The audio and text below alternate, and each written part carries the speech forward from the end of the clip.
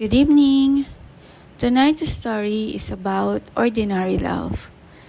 Not the kind written in poems, not the kind that makes headlines, but the quiet love that waits. The kind that cooks meals, fixes broken things, and asks if you've eaten. The kind that often goes unnoticed because we believe it will always be there. So settle into your bed, allow your eyes to become heavy, and tonight, let us visit a small town where an old mango tree had stood longer than anyone could remember. And beneath the tree, every Sunday, an old man waited. Miguel had always dreamed of living. Growing up in a small town, he promised himself that one day he would build a better life. His father, Antonio, never stopped him.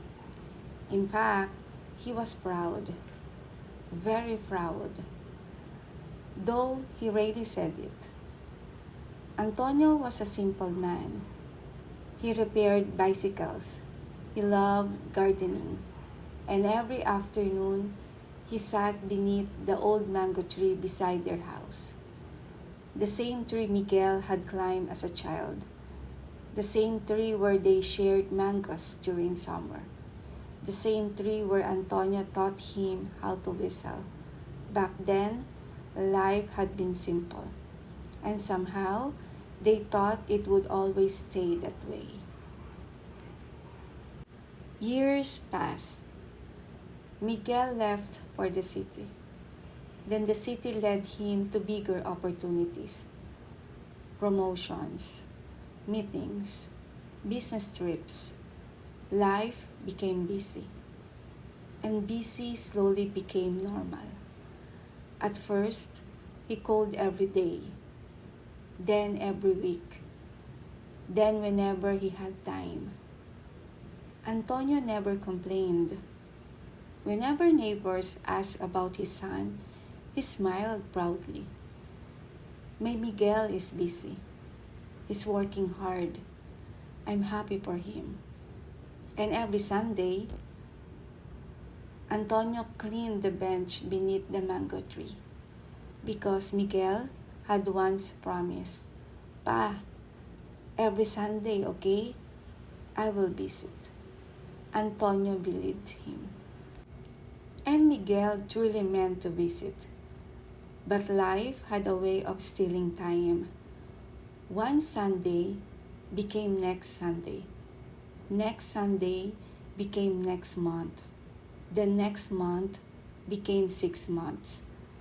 Whenever Antonio called, Miguel always answered kindly, Pa, I'm sorry.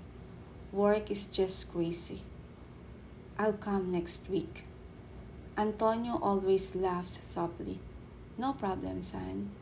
Take care of yourself. I'll be here. And after hanging up, he would walk outside, sit beneath the mango tree, and wait. Not because he expected, but because fathers hope, even when they know life is busy. One day, Miguel's sister Elena visited. She found Antonio asleep beneath the tree. The old man held a plastic bag.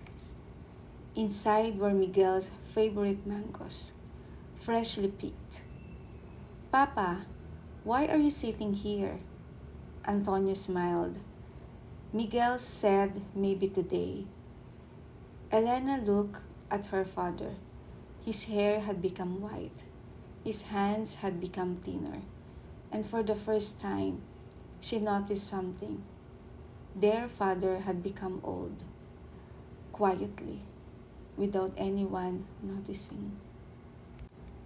That year, Antonio turned 78. Miguel planned to come. He really did. But a client meeting appeared. Then another emergency. He called, Happy birthday, Pa! I'm sorry. I'll make it up to you. Antonio smiled. Don't worry. I'm just happy hearing your voice. But after the call ended, he sat alone beneath the mango tree. The neighbors brought food. Elena came. The grandchildren called. But the old man still looked at the gate every few minutes. Not with sadness, with hope. Because fathers never stop waiting. One rainy evening, Elena called. Her voice was trembling. Miguel, Papa's in the hospital. Everything stopped. Suddenly, meetings no longer mattered. Emails no longer mattered. Nothing mattered. Miguel drove through the night, his hands shaking, his heart praying. Please, just let me see him. Please, not yet. Antonio smiled weakly when he saw his son. My Miguel, you look tired. Miguel cried. The tears he had held for years finally came. I'm sorry, Pa. I am so sorry. Antonio smiled. The same gentle smile he always had. What are you apologizing for? You came. Miguel held his father's hand. I should have visited more. I should have spent time with you. Antonio squeezed his hand gently. You were building your life. I understood, and I was so proud. Always so proud. Miguel cried harder. I'm sorry. Antonio smiled. You know what made me the happiest? When you were little.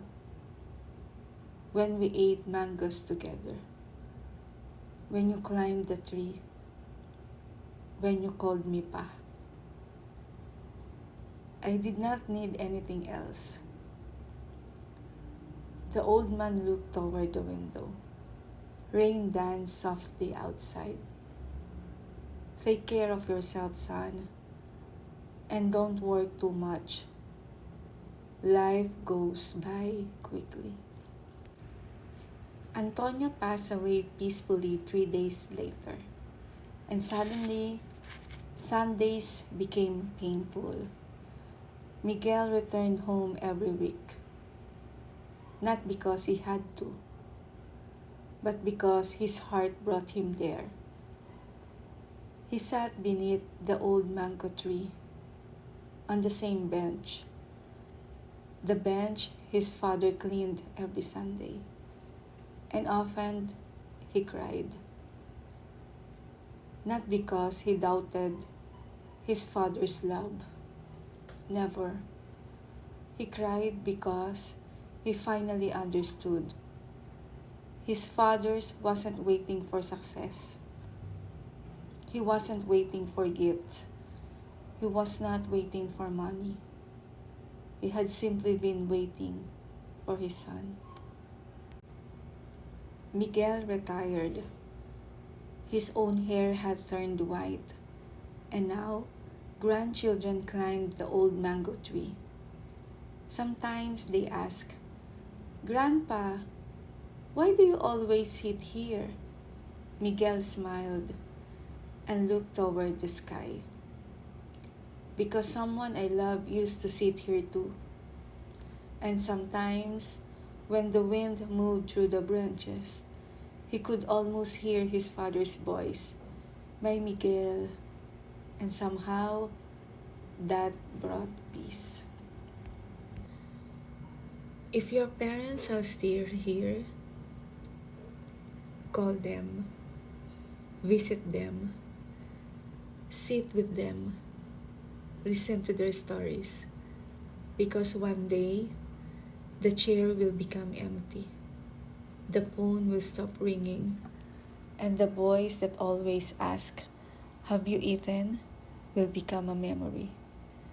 And perhaps the greatest tragedy in life is not losing people, but realizing too late that what they wanted most was simply our time. And as the stars watched over the sleeping town, the old mango tree stood quietly, still giving shade, still giving fruit, still holding memories. And somewhere beyond what eyes can see, perhaps an old father smiled, proud, as fathers always are. Good night, sleep peacefully, and if someone who loves you is still waiting, may you find time to sit beside them while you still can. I miss you.